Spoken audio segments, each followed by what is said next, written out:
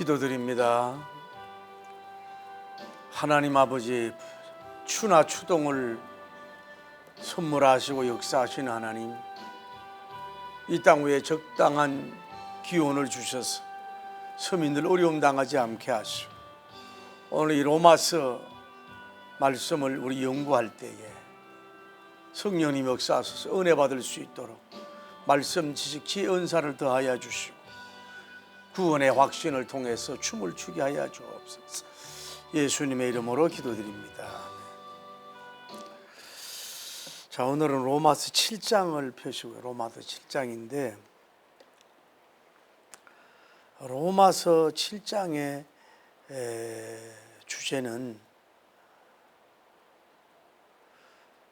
죄와 율법에 해방된 자로서 성령님을 의지하여 하나님을 섬기라. 죄와 율법에 해방된 자로서 성령님을 의지하여 하나님의 영광이 되도록 섬기는 삶을 살아라.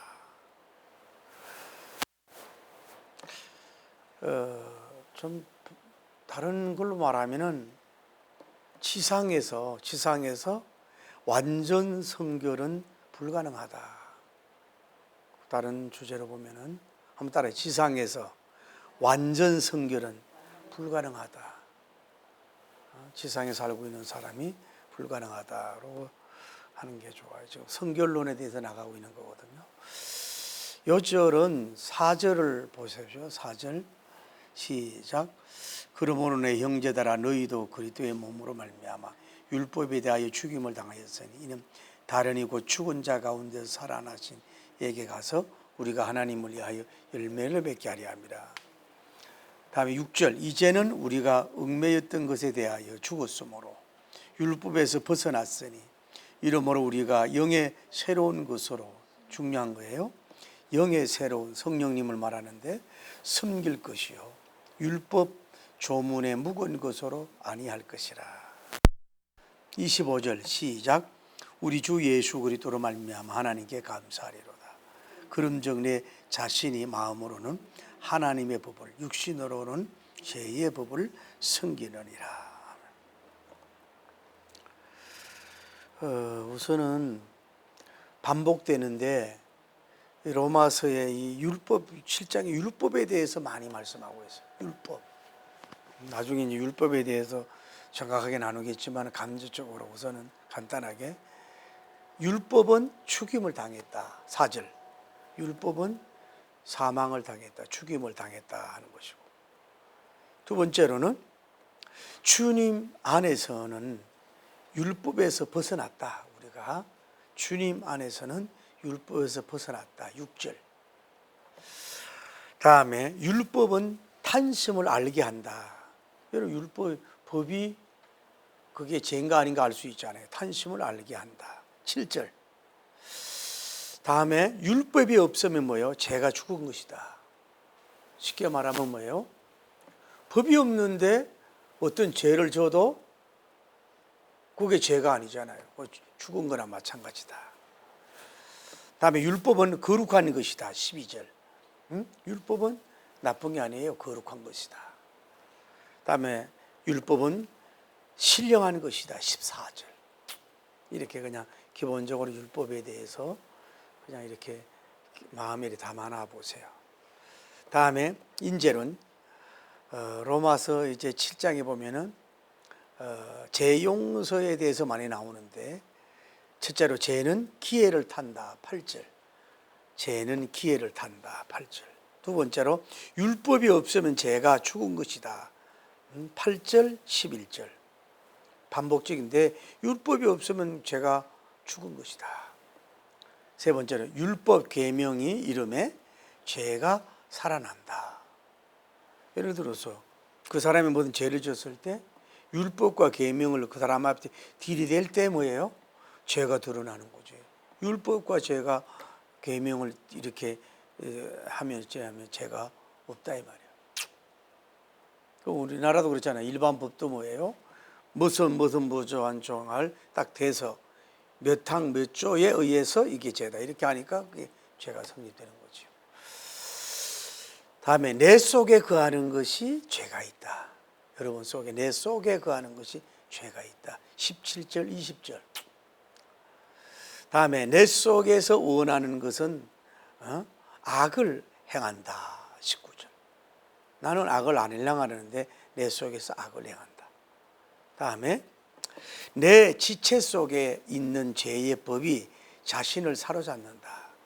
여러분 지체 속에 있는 죄의 법이 여러분 자신을 사로잡아. 여섯째로 25절 23절이죠. 죄는 마음에 고통을 준다. 24절. 죄는 마음에 고통을 준다. 이렇게 그냥 율법론 인제는 그냥 이게 다 안 읽어봤지만 그 정도로 기억하면 좋겠고, 이게 오늘은 이제 내용 분해를 하기가 세 가지 질문을 줄 것 같은데, 첫째는 율법이란 남편은 죽었나요? 하는 거예요. 자, 7장 1절에서 읽어봐요. 시작. 형제들아, 내가 법 아는 자들에게 말하노니 너희는 그 법이 사람이 살 동안만 그를 주관하는 줄 알지 못하느냐. 남편이 있는 여인이 그 남편 생전에는 법으로 그에게 매인바되니 만일 그 남편이 죽으면 남편의 법에서 벗어나느니라. 이러므로 만일 그 남편 생전에 다른 남자에게 가면 음녀라. 그러나 만일 남편이 죽으면 그 법에서 자유롭게 되나니 다른 남자에게는 갈지라도 음녀가 되지 아니하느니라. 그렇게 되는 거예요. 다음에 이제 질문은 뭐냐면은 속 사람이 있는데 속 사람에서 성과 악이 싸우고 있는가요? 하는 그런 내용이에요. 자, 몇 절이냐면은 16절부터 읽어봐요. 시작. 만일 내가 원하지 아니하는 그것을 행하면 내가 이로써 율법이 선한 것을 시인하노니 이제는 그것을 행하는 자가 내가 아니요 내 속에 거하는 죄니라. 기억나지요? 내 속에. 다음에 내 속에 곧 내 육신에 선한 것이 거하지 아니하는 줄 아노니 원함은 내게 있으나 선을 행하는 것이 없노라. 이 바울님의 고백이에요. 내가 원하는 바 선은 행하지 아니하고 도리어 원하지 아니한 바 악을 행한다. 만일 내가 원하지 아니하는 그것을 하면 이를 행하는 자가 내가 아니요 내 속에 거하는 죄니라. 그러므로 내가 한 법을 깨달았노니 곧 선을 행하기 원하는 나에게 악이 함께 있는 것이로다. 내 속 사람으로는 하나님의 법을 즐거워하되 내 지체 속에서 또한 다른 법이 내 마음의 법과 싸워 내 지체 속에 있는 죄의 법으로 나를 사로잡는 것을 보는도다. 그래서 오호라 나는 공고한 사람이로다.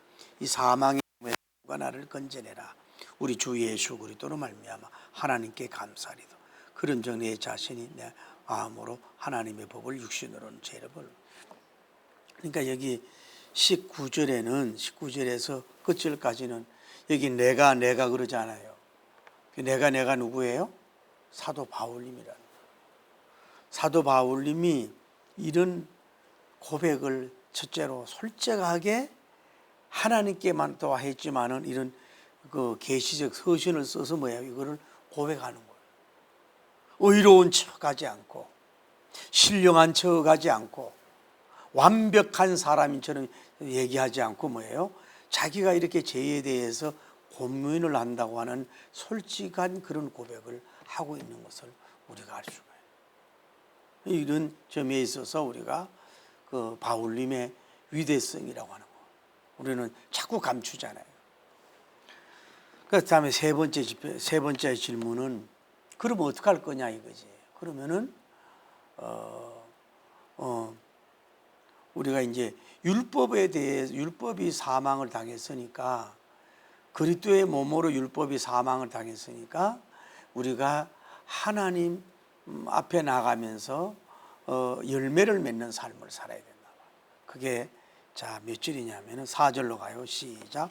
그러므로 내 형제들아 너희도 그리스도의 몸으로 말미암아 율법에 대하여 죽임을 당하였느니 이는 다른이 곧 죽은 자 가운데서 살아나시니가 에게 가서 우리가 누구를 위하여 뭐요? 열매를 맺게 하려 합니다.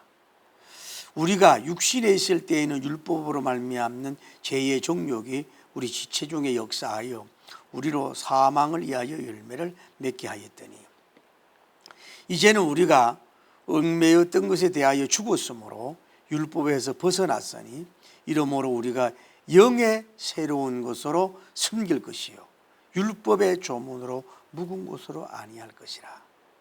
자, 그런즉 우리가 무슨 말을 하리요? 율법이 죄냐? 그럴 수 없느니라. 율법으로 말미암지 않고는 내가 죄를 알지 못하였으니 곧 율법이 탐내지 말라 하지 아니하였더라면 내가 탐심을 얻지 못하였으리라. 그러나 죄가 기회를 타서 계명으로 말미암은 내 속에서 온갖 탐심을 이루었나니 율법이 없으면 죄가 죽은 것입니다. 내가 율법을 깨닫지 못했을 때에는 내가 살았더니 계명 이름에 죄는 살아나고 나는 죽었도다. 생명에 이르게 할 그 계명이 내게 대하여 도리어 사망에 이르게 하는 것이 되었도다. 죄가 기회를 타서 계명으로 말미암아 나를 속이고 거기서 서로 나를 죽였노라. 이로보건대 율법은 거룩하고 계명도 거룩하고 의로우며 선하도다. 그런즉 선한 것이 내게 사망이 되느냐? 그럴 수 없느니라. 오직 죄가 죄로 드러나게 하기 위하여 선한 그것으로 말미암아 나를 죽게 만들었으니 이는 계명으로 말미암아 죄는 심히 죄되게 하려 함이니라. 우리가 율법은 신령한 줄 알거니와 나는 육신에 속하여 죄 아래 팔렸도다. 자, 조금 뭐 이해가 되는지 모르지만 다 이게 오늘 본문을 이렇게 보면서 쉽게 와닿아요? 이해가 돼요? 에? 읽고 뭐 내용을 들어봐도 이해가 되냐고. 그래서 이것이 너무 어렵게만 보려고 하지 말고 또 너무 어렵게도만 보지 말을 말해시켜. 어떻게 보면은 뭐가 충돌되는 내용들이 많이 있는 것 같잖아요. 율법에 대해서도. 뭐 율법이 죽었다니 살았다. 자, 다시 한번 율법에 대해서 얘기할게요. 자, 율법은 누구에게로부터 나온 거예요? 율법이? 하나님께서 주신 율법이에요. 그렇죠? 율법이 하나님이 모세님을 통해서 시내산에서 십계명과 여러 가지 율법을 주신 거예요. 그러면은 선하신 하나님께로 온 율법이 나쁜 거예요, 뭐예요? 하나님으로부터 온 것이 선한 거라고. 그런데 이 율법의 목적이 뭐예요? 신약 시대 예수님 오기 전까지 이스라엘 성민들을 뭐예요? 그들이 어떤 그 죄를 짓지 않고 탈선하지 않도록 그 하나님이 원하는 그 말씀 율법을 벗어나지 않고 뭐예요? 율법의 울타리 안에서 살도록 하기 위한 목적으로 그들에게 법을 주신 거란 말이에요. 율법이. 이게 악법이 아니고 뭐예요? 거룩한 법이란 말이에요. 그렇게 해서 이거 율법으로 말미암아서 이스라엘 백성이 구약에 이렇게 지도되어지고 또 재판도 받고 이렇게 되어갔잖아요. 그렇게 다시 말할게요. 그러면 하나님의 주신 율법이 악한 목적으로 줬어요? 그 막 율법을 막 줘가지고 자기 백성을 막 옥죄이고 죽이고 힘들게 하려고 율법을 준 거예요? 그거 아니잖아요. 이들이 우상 숭배하지 못하도록 하고 부모와 인간관계도 좋게 하고 또 이들 공동체를 지키게 해서 여러 가지 규례를 주고 이 당시에 이스라엘 백 그리고 하나님을 떠나지 않도록 하나님이 원하는 그 룰을 놓고 말씀과 율법을 줘서 그대로 살게 하기 위해서 주는 하나의 어떻게 보면 말씀이고 그게 율법이잖아요. 그들이 하나님 품을 떠나지 않고 하나님께 계속해서 머물고 성민의 도리로 그 법을 지키도록 하게 위해서 주신 거란 말이에요. 율법을 사탄이 준 게 아니라 뭐예요? 하나님이 주신 거지. 그래서 그 율법으로 사는 것이 피곤하지요. 자유분방하지 않고 피곤하지만 뭐예요? 그 속에도 질서가 있고 그 속에서 하나님께로 나아가고 그 속에서 공동체를 이루어 갔잖아요. 그 율법이 그렇게 나쁜 건 아니라 이 말이에요. 그런데 율법이 이제는 신약 시대에 율법이 구약 성경으로 있다가 이제 신약 시대 누가 예수님이 오셨단 말이에요. 예수님이. 예수님이 오셨어요. 그래서 이제 율법을 다 완성하신 예수님이 오신 줄을 믿습니다. 그러니까 쉽게 말해서 다시 지난번에 얘기하잖아요. 예수님이 죽으심으로 말미암아 뭐예요? 우리도 거기에 죽고 예수님 부활함으로 우리도 부활한 거예요. 그럼 예수님이 죽으심으로 뭐예요? 율법이 죽은 거야. 할렐루야. 다 지킬 사람이 없으니까 그리고 우리가 그분을 통해서 부활하는 거예요. 그러니까 이 율법론을 보면은 이런 거예요. 자, 바울님이 로마서를 쓸 때에 교회 밖에서는 그 유대인들이 예수님이 오셨는데도 예수님을 배척하고 그래도 율법을 지켜야만이 의로워진다라고 주장하는 무리들이 있었다 이 말이에요.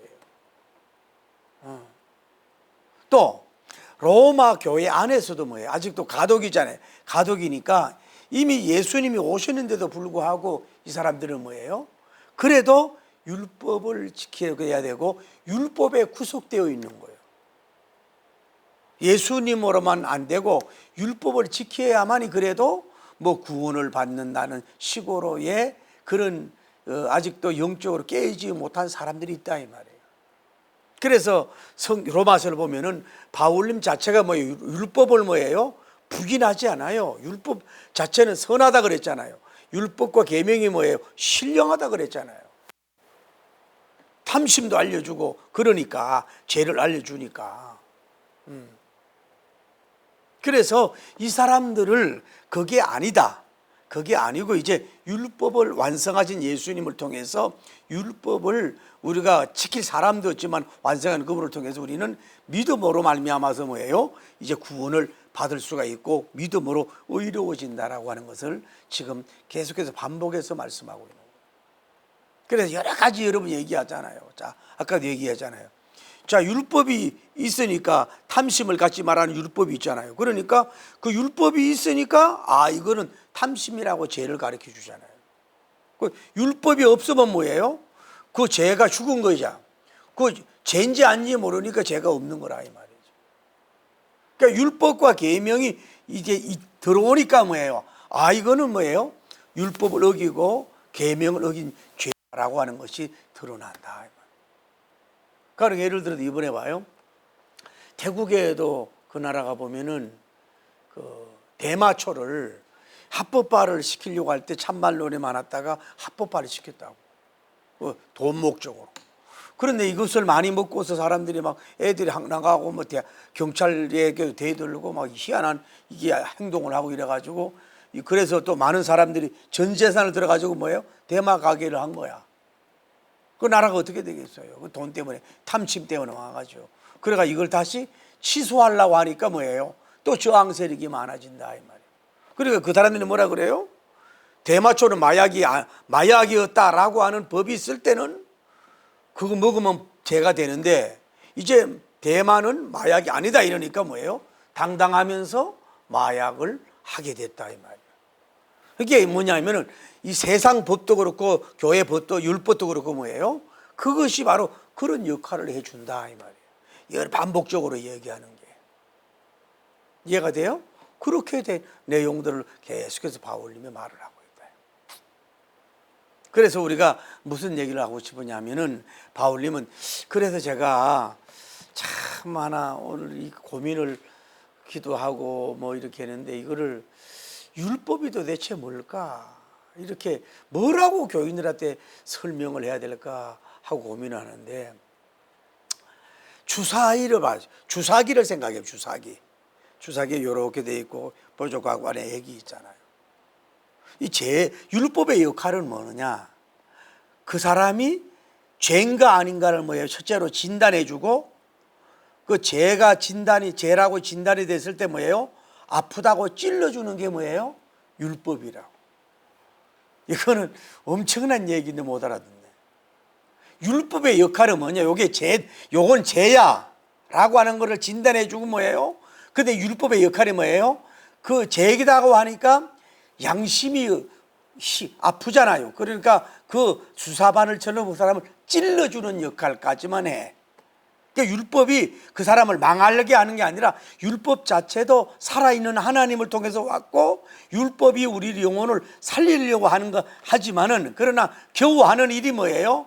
율법은 주시는 역할이 뭐예요? 죄가 아닌가라는 걸 진단해주고 그 치료할 수 있도록 그냥 찔러주기만 해. 이거는 죄야, 이거 죄인이야, 이 죄의 행동이야 라고 찔러줘서 아픔을 주고 이 공포를 주는 거야. 그게 율법의 역할이란 말이에요. 그래서 율법은 뭐예요?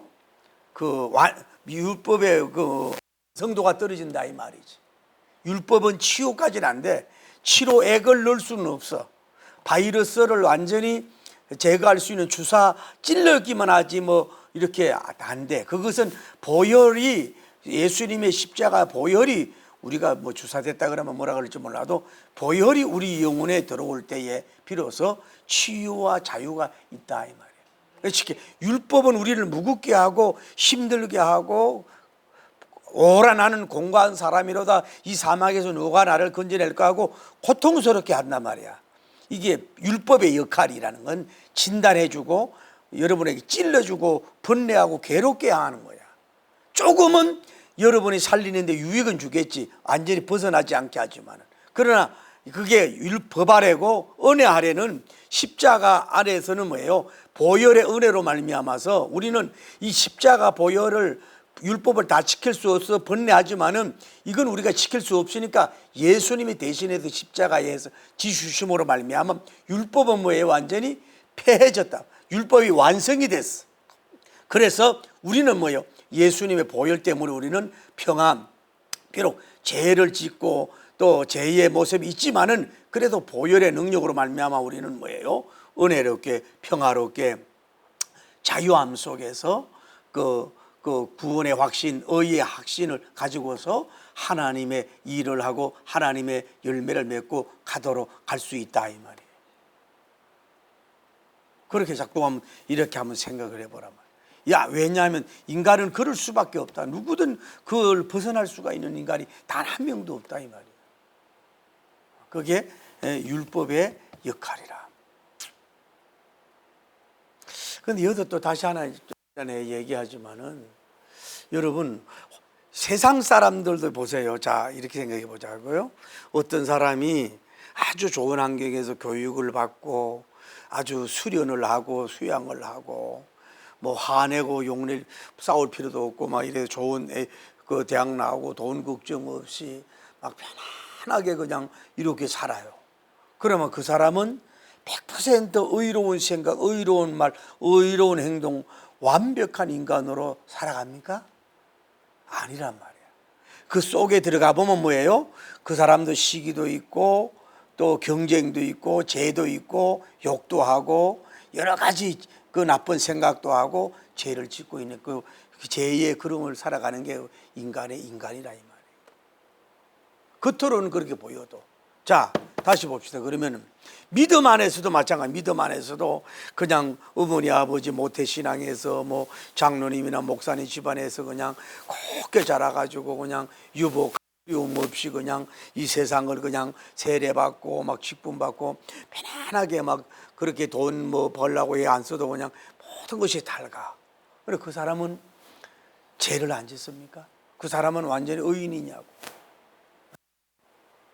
이 세상에 믿지 않는 넌크리스찬들의 삶이나 믿는 사람의 삶 자체도 뭐예요? 그들이 뭐예요? 아담님으로부터 온 죄를 가지고 있는 존재이기 때문에 아무리 환경이 좋고 교육이 좋아도 뭐예요? 늘 뭐예요? 보는 것이 죄고 듣는 것이 죄고 말하는 게 죄고 행동하는 게 죄란 말이야. 어떤 그 범죄적인까지는 죄를 안 질 수도 있지만은 뭐예요? 그런 속에서 뭐예요? 살아가는 게 인간들이라고.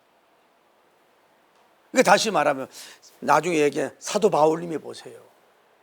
바울님은 그렇게 공부를 많이 한 사람이고 다메섹에서 그 주님을 만나서 입신을 들어간 사람, 천국을 갔다 온 사람이고, 이분은 장기 금식을 한 사람이고 이 삼청적 세계에 갔다 온 사람이고, 그렇게 지금 2차 전도 여행, 3차 전도 거의 마칠 무렵에 세계 선교에 임하지 않은 사람이고, 그렇게 기적을 베푸는 사람이 지금 여기 뭐예요?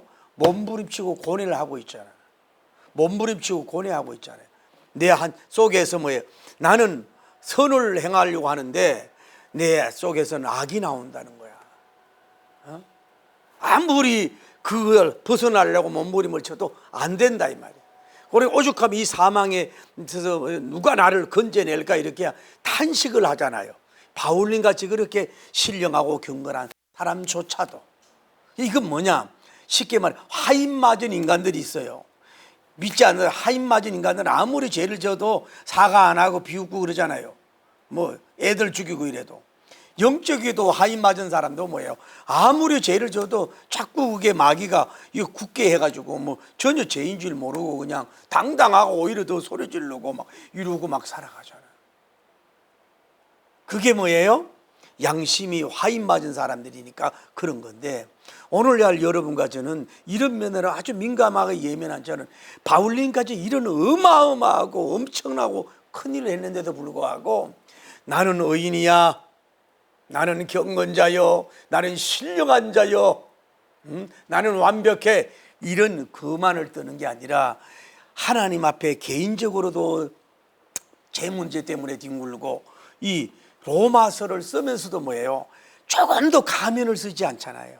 뭐 좋다게 막 뭐 품위 있게 아주 막 누가 내 일기를 보는데 막 미사 어구 넣어가지고 자기는 이 얘기 안 해도 되거든요. 이 본문 얘기 안 해도 되는데 내가 자기를 엎어나 이게 제자야. 이거를 하나님 앞에 이게 내의 모습이거든. 이게 타락된 인간의 주의 종들의 모습이고 사도의 모습이라는 거. 이렇게 몸부림치는 건 뭐냐? 쉽게 말씀을 드리면 뭐냐? 영적인 예민함이 있는 거야. 경건하게 예민함이 있는 거란 말이에요. 이러니까 뭐예요? 의로운 삶으로 좀 더 들어갈 수도 있지만은, 자, 이 다시 말해, 인간의 농으로는 안 된다 이거예요. 아까 얘기했잖아요. 지상에서 어떤 사람은 뭐 완전 성결론을 주장하는데, 물론 어떤 순간에 성령의 역사만 그 순간은 모르지만은 인생의 그 모든 인간들은 뭐예요? 어떤 인간들은 뭐예요?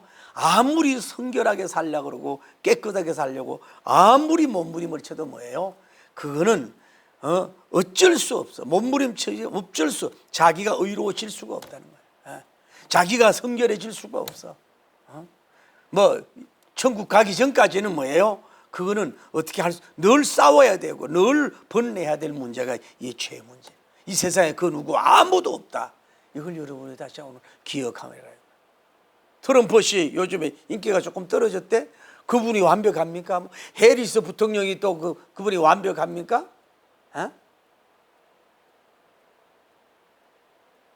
뭐 일본 천황이 완벽합니까?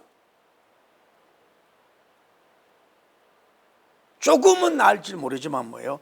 인간은 뭐 세계적인 목회자, 세계적인, 이번에도 잠깐 내가 봤거든요.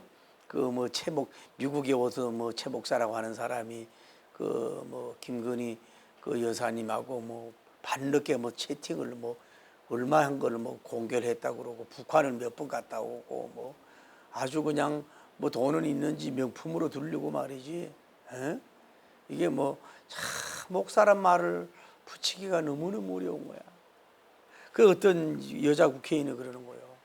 아니, 천주교는 신부님들은 고해성사하면 죽을 때까지 입을 닫고 있는데 당신이 목사라고 하는 사람이 어떻게 그런 일을 하고 있느냐 이거야. 당신이 목사가 맞냐? 목사는 영혼 구원을 위해서 가야 되는데 뭐 하느냐고. 이런 종자들이 나올 때에 그 영부인이 예수님을 믿겠어?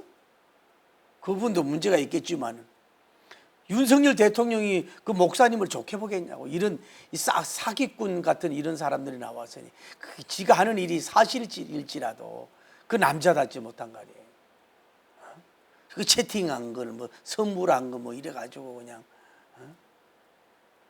그 김건희 여사도 그렇지, 대통령 부인 되고 뭐 아유 저렇게 우울증이 있나, 밤늦게 뭐 다른 남자하고 뭐 한시 몇 시간 채팅이나 하고 있고, 대통령을 잘 보좌나 하겠나. 대통령은 얼마나 더 힘들겠나. 나라의 지도자는요 정말로 부인도 잘 있어야 되거든. 뭐 별 얘기가 다 들리고. 그 뭔 얘기를 하고 싶었냐면 다시 얘기할게요. 바울님, 이렇게 신령하고 엄청나고 대단한 바울님도 뭐예요? 이런 죄에 대해서 번뇌하고 자기가 이분이 어디 뭐 디스코테이에 갑니까? 이분이 뭐 어디 장사판에 나가요? 이분은 예수님이 오직 복음만 전하러 다녔다고.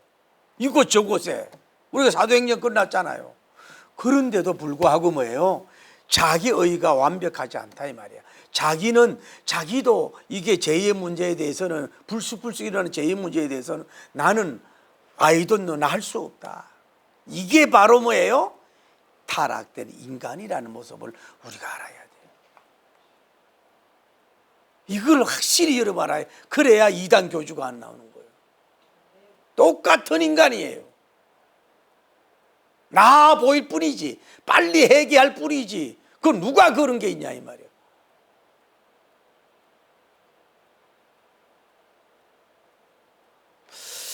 그렇게만 알고 자 간단하게 한번 얘기를.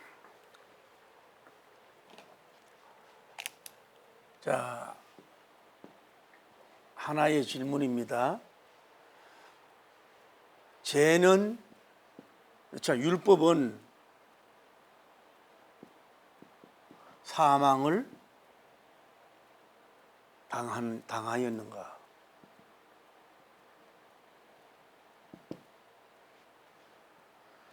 다시 얘기할게. 자, 여러분과 제가 율법을 100% 준행할 자가 뭐예요? 지구상에 단 한 명도 없어. 예수님 외에는. 율법을 율법을 지켜서 구원받는다 그러면 한 명도 천국을 못 간다고. 바울님도 다 못 지켜. 행동적인 건 몰라도 마음과 생각에서 율법을 다 지킨다. 못 지킨다. 이게 인간이라고. 여러분 마찬가지 아니에요? 그런데 오늘 성경에서 말하는 게 뭔 얘기를 합니까? 비유를 하잖아요. 자, 보세요. 자, 부부가 살았어요. 그런데 남편이 죽었어. 그러면은 부인이 뭐예요? 남편이 죽었어. 남편이하고 그누라가 상관이 없으니까 다른 데 시집 가도 뭐예요? 엄녀가 아니다 이 말이에요. 여기서 말하는, 여기 뭐냐 말하면, 자, 여기 율법과 여자, 새 남편,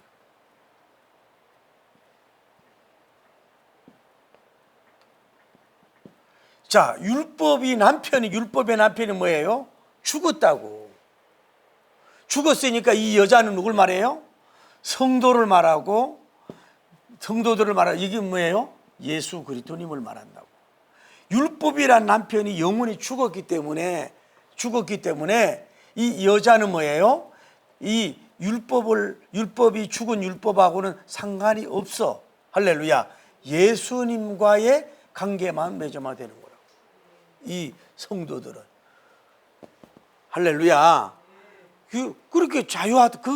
그러니까 내가 이 로마서는 신구약 성경을 논문이라고 할 정도로 바울님이 어쩌면 이렇게 설명해 줘도 우리가 잘 모르겠잖아요. 그러니까 뭐냐? 자, 이 얘기를 다시 얘기할게요. 이 비유대로 로마서 7장 1절에서 3절의 말씀대로 이제 결혼해서 이 부부가 결혼했는데 남편이 죽었어요. 남편이 살아있을 때는 이제 시집가면 엄녀지만 남편이 죽었을 때는 뭐예요? 시집가도 상관없다 이 말이에요. 그러니까 이 남편은 뭐예요? 율법이라는 남편은 뭐예요? 영원히 죽었어. 여자는 누구예요? 크리스찬들이에요. 그 새로운 남편이 필요하잖아요. 그런데 주님과 연합이 돼야 되므로 율법은 죽었기 때문에 주님과의 관계만 맺으면 된다 이 말이에요. 이해가 되죠? 그러면서 이 율법을 완성한 분이 뭐예요? 오늘 성경에 보면 그렇잖아요. 제가 강조했잖아요. 그리스도의 몸으로. 이 율법을 폐하는데 몸이 뭐예요? 골고다 십자가에서 예수님의 몸을 십자가에서 피 흘려 다 죽음으로 말미암아서 우리는 어차피 율법을 다 지킬 수가 없기 때문에 율법이 예수님 십자가에 그리스도의 몸을 던지는 그 희생, 엄청난 희생을 통해서 뭐예요? 율법이 뭐예요? 죽임을 당했다 이 말이에요. 죽임을 당해서. 할렐루야. 그러니까 율법하고 예수님하고 비교하면 안 되죠. 그러니까 이게 여러분이 얼마나 큰 은혜냐 이 말이야. 여러분과 저는 공짜라고 생각하지만은 이게 얼마나 큰 은혜냐고. 이 율법을 폐하려고, 율법을 폐하려고 하기에 그리스도의 몸을 하나님이 아들의 몸을 뭐예요? 이 몸을 통해서 십자가의 죽으심으로 말미암아 율법이 죽게 됐다 이 말이에요. 그래서 우리는 율법을 안 지켜야 되는 게 아니라 뭐예요? 아니라 그 예수님의 보혈의 은혜로 말미암아 우리는 뭐예요? 하나님께로 나아갈 수가 있고 의로워질 수가 있지. 율법을 지켜서 의로워진 게 아니라 십자가를 믿음으로 말미암아 의로워진다 이 말이에요. 왜? 예수님이 십자가에서 이 영원히 뭐예요? 이 율법을 뭐예요? 사망당하고 죽이게 했다 이 말이에요. 오늘 가가지고 이 본문을 좀 많이 읽어봐요. 뭐예요? 그리스도의 몸으로 4절인가 5절인가 그리스도의 몸으로 그냥 말로 율법아 폐하라, 율법아 완성하라 그런 게 아니라 하나님 아들 예수 그리스도의 몸을 옥체를 성체를 십자가에 깨뜨려 죽는 순간에 율법이 뭐예요? 사망하고 율법이 죽었다 이 말이야. 그렇기 때문에 우리는 뭐예요? 이제는 율법의 남편이 필요 없어. 새 남편 예수님만 필요하고 의로워진다 이 말이에요. 할렐루야. 그거를 여러분이 기억하면 그 말씀에 여러분 다 여러분이 이해할 수가 없을 거예요. 30%만 이해해도 대단한 거예요. 자꾸 들어보면 이런 구절의 은혜를 받아라 봐. 그러니까 첫째 질문이에요. 율법이라고 하는 남편은 영원히 사망하였나요? 이 질문을 여러분은 간단하게 생각하면 안 돼.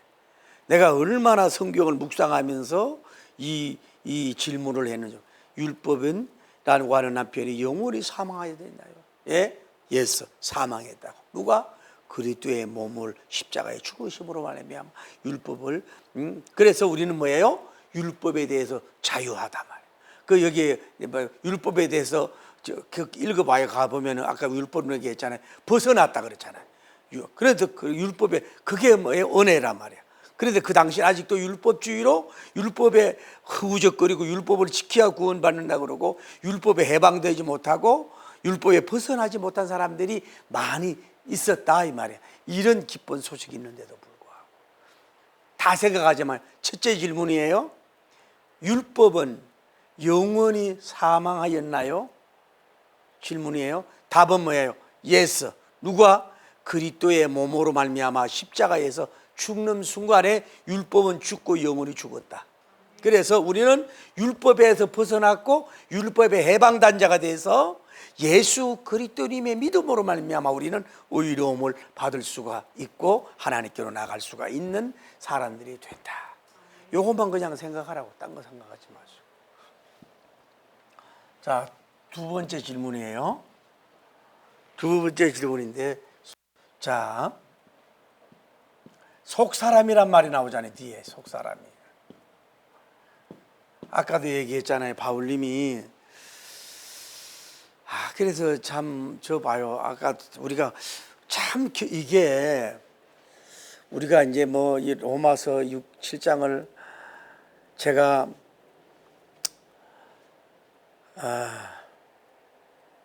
거의 10년 정도를 앉아가지고 이렇게 설교를 쓰는 이런 것을 안 했단 말이에요.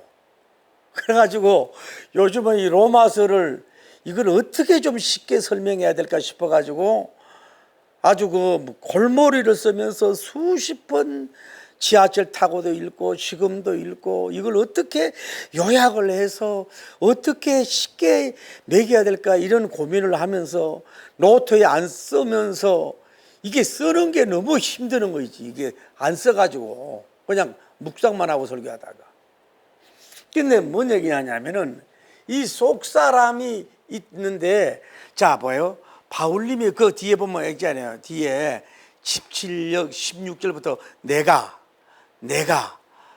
이렇게 얘기하잖아요. 내가 그런 자기가 고백을 하면서 나는 선한 일을 행하려고 하는데 내 속에는 악만 있다. 내 속에 죄만 있다. 이런 얘기를 하잖아요. 그러니까 그 가만히 읽어보면 내 속엔 죄가 있다. 그래서 나는 선을 행하려고 하는데 자꾸 악이 튀어나온다. 막 이러면서 막 번뇌하고 고민을 하잖아요. 그래서 그가 끌고 가는 얘기가 뭐예요? 이 24절인가 가가지고 뭐예요? 이 사망에서 누가 나를 건져낼까? 내가 공고한 사람이로다. 이거 미칠 지경이 됐다. 이 고민을 했단 말이야. 이 사망에서 누가 나를 건져낼까? 막 이렇게 번뇌하고 몸부림치는 그 노 사도님의 모습을 우리가 본다 이 말이야. 그러면서 자기에 나타난 속 사람에 대해서 지금 말씀을 하고 있는 거라 볼 수 있어요. 자, 우리가 흔히 육, 다음에 혼이 있고 몸이 있다고 이렇게 편히 있게 보자고. 보면은 우리는 여러분 육신이 이렇게 하는 것보다 오늘은 이렇게 하는 게 좋겠네요. 자, 하나, 둘, 셋. 이 보이는 건 뭐예요? 바디, 육신, 육체. 다음에 이거는 뭐예요? 소울, 혼이라고 보고. 다음에 이게 영이라고 보잔 말이에요.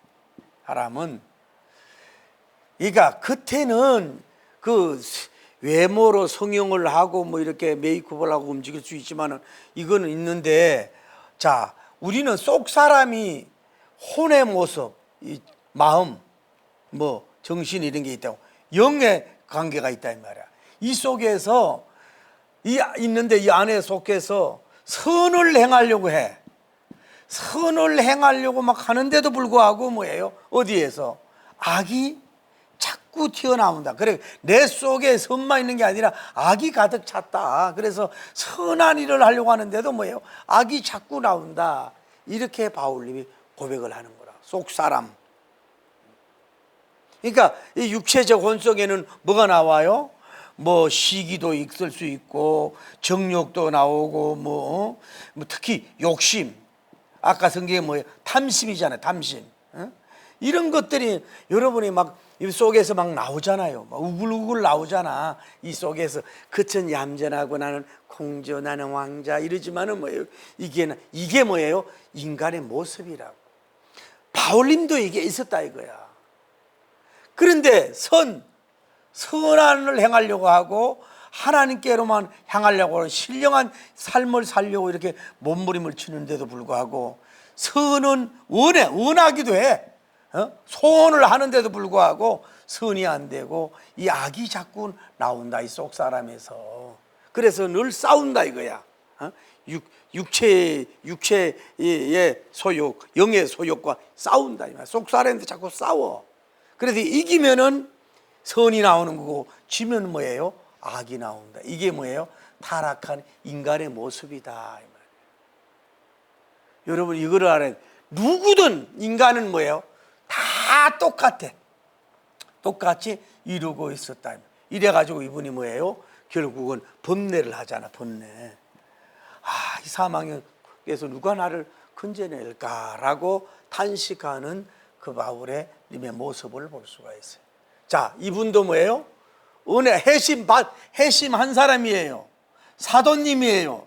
성교의 황제예요. 그리고 나이도 많이 먹어가요. 사역의 말년인데도 뭐예요? 속 사람에서 이렇게 뭐예요?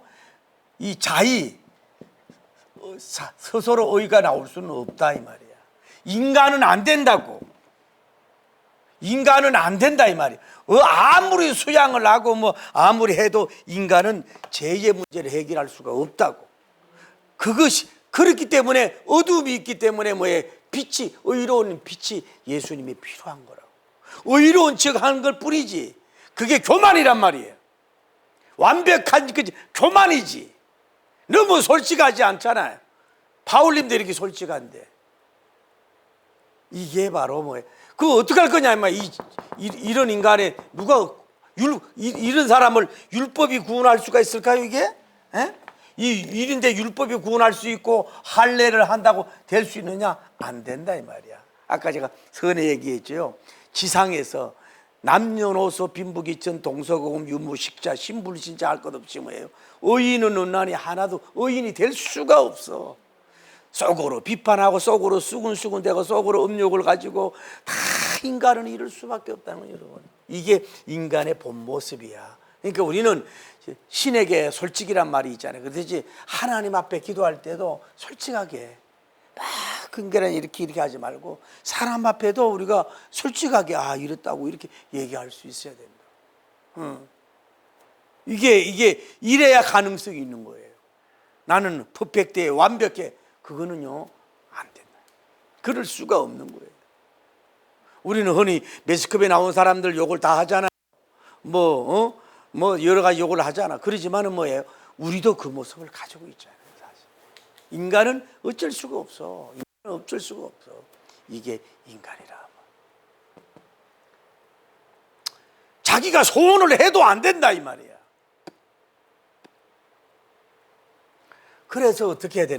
세 번째로 할 수 있는 게 뭐냐면은 이제는 율법으로 안 되니까 뭐예요?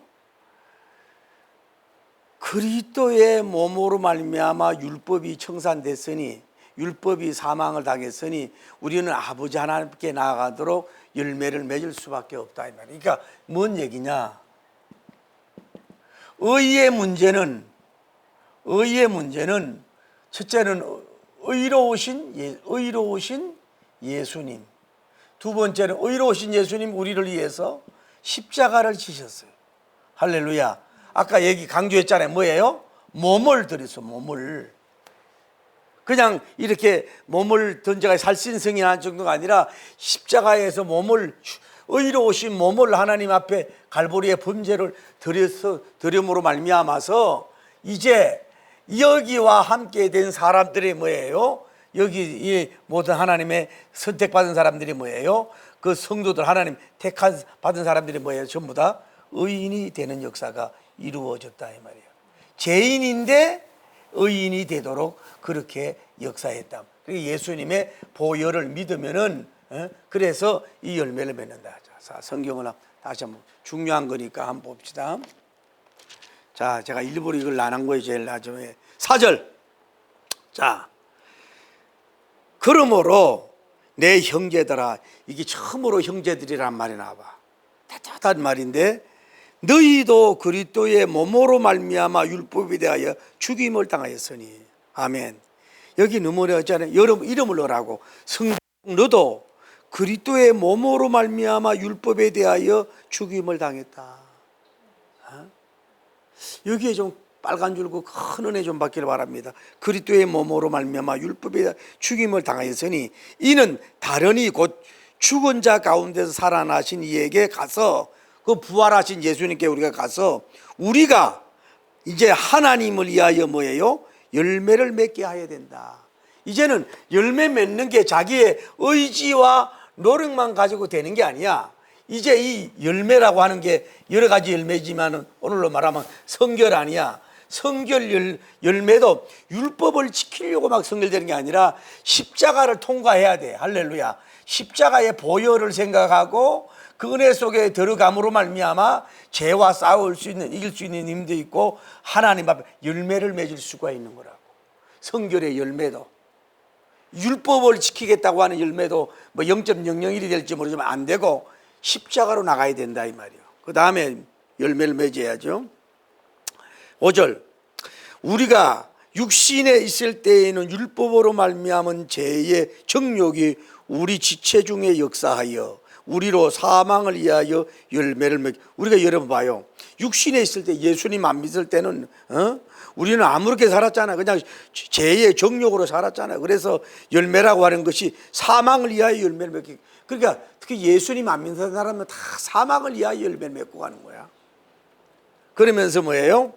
16절 이제는 중요해요. 이제는 중요해. 이제는 우리가 얽매였던 것에 대하여 죽었음, 율법에 대하여 죽었으므로 율법에서 벗어났으니 아멘.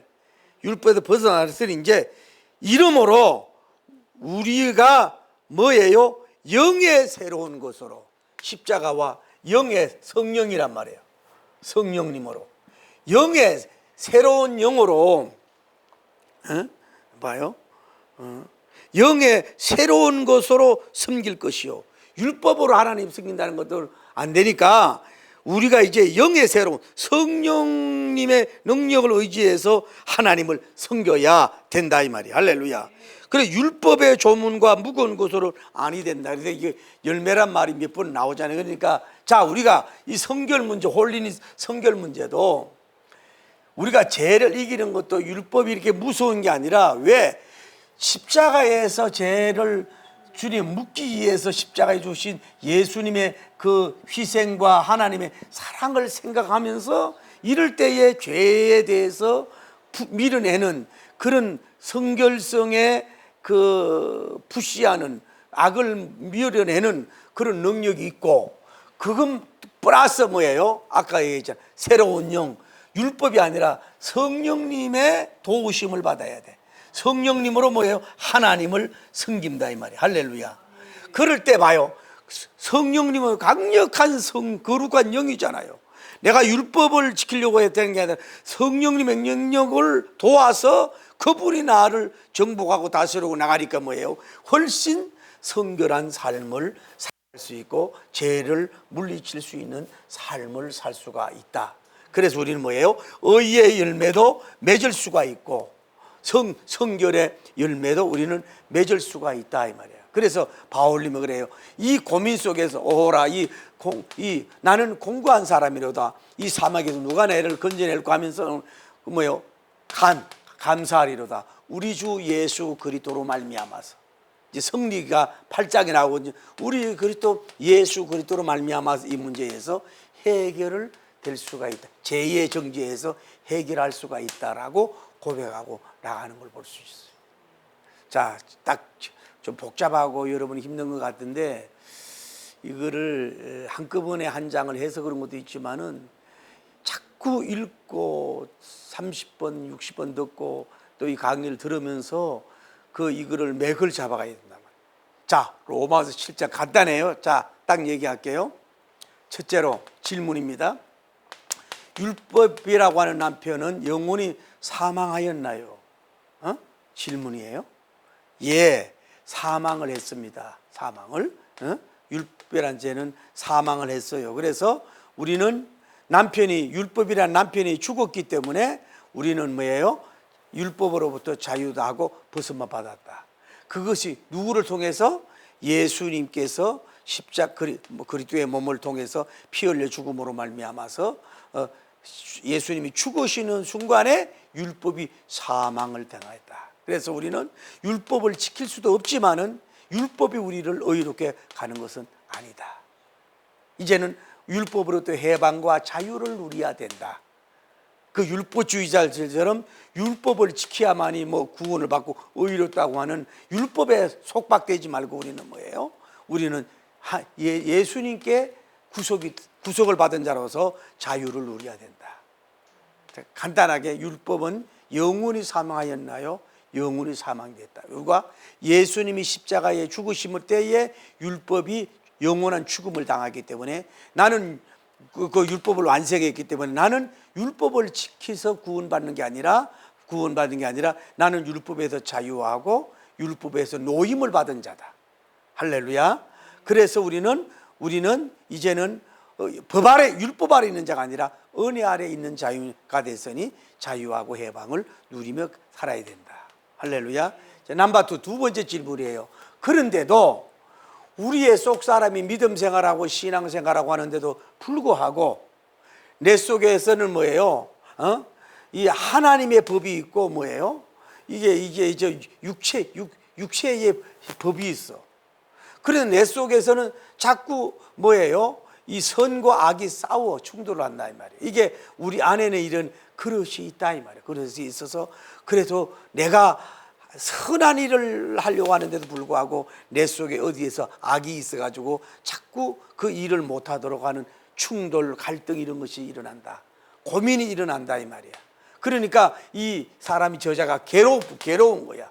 선만 행해야 되는데 괴롭고 그래서 꼭 번뇌를 한다 이 말이야. 그래서 제가 아까 100% 지상에서 완벽한 성결자는 이게 누가? 바울님의 모습이고 여러분의 저의 모습이란 말이에요. 성령님이 충만할 땐 덜하지, 말씀이 충만할 땐 덜하지요. 그런데 여러분이 그 은혜가 떨어지면 자꾸 세상 것이 크게 보이고 이런 것이 자꾸 들어오잖아. 그게 뭐예요? 이 속 사람에 이런 그릇이 문제가 있어서 그랬다. 이게 뭐예요? 인간의 모습이다 하는 거예요. 다시 말해, 두 번째 질문은 뭐냐면, 모든 사람은 속 사람에서는 성과 악과의 뭐예요? 싸우고 있을까요? 그렇게 싸우고 있다. 세 번째 질문, 그러면은 우리가 이제 이런 가정 속에서도 선한 열매를 맺고 성결의 열매를 맺을 수 있는 길이 있을까요? 그거는 뭐냐면 있는데, 첫째는 십자가 은혜 속에 들어가야 된다. 할렐루야.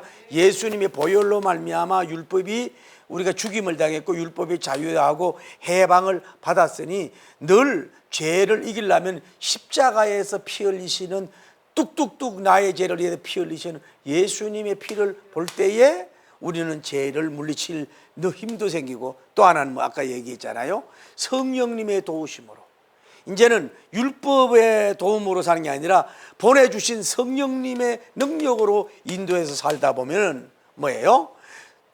이게 성결의 열매도 맺고 성령님의 9가지 열매도 맺고 하나님이 원하는 선한 열매도 주렁주렁 맺을 수가 있는 삶을 살 수가 있다.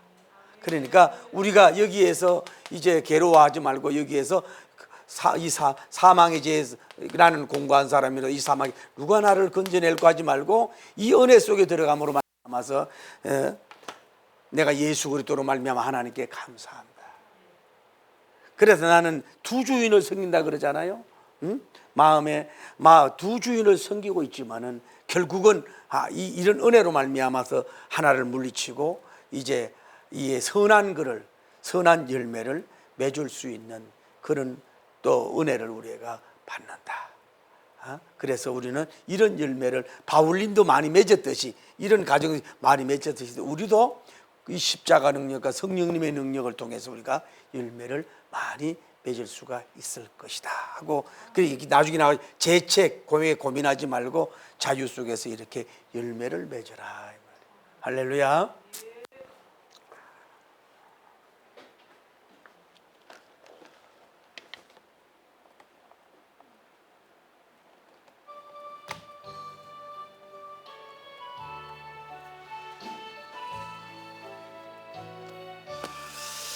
크신 하나님의 사 말로 다 영영 못하네.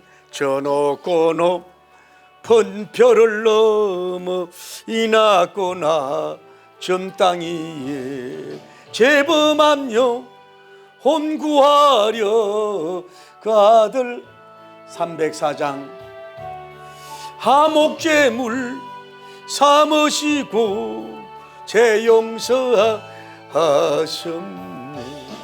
하나님 그 신사랑은 정량 담어 영원히 변치 않는 사랑 성도여 찬양하세. 외로운 시절 지나가 땅 위에 와세할 때 주 믿지 않던 영혼들은 큰 소리 외쳐울어도 주 믿는 성도들에게 큰 사랑 배 우리의 죄 사했으니 그래니